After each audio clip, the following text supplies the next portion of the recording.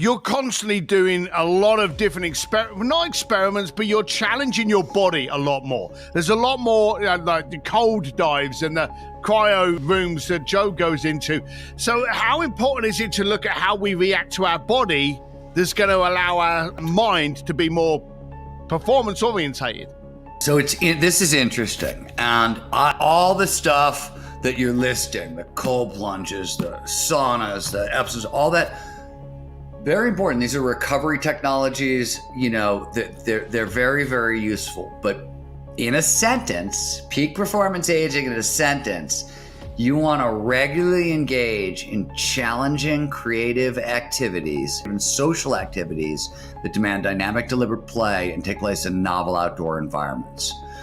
First, I want to point out that there's nothing in that sentence about supplements or biohacking or cold plunges or any of this stuff that you are normally hearing people talk about, which is not to say that those interventions don't matter.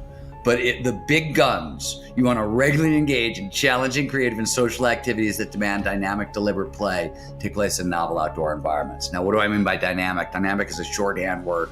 So I said earlier that all the skills, there's physical skills, there's mental skills. We used to think they declined over time. We now know they're use it or lose it skills. On the physical side, the research shows that there's 5 skills that matter over time: stamina, strength, flexibility, balance, and agility.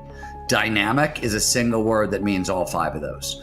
Something is dynamic when it requires strength, stamina, agility, balance, flexibility all at once, right? So dynamic is just a shorthand way of talking about all 5 of those.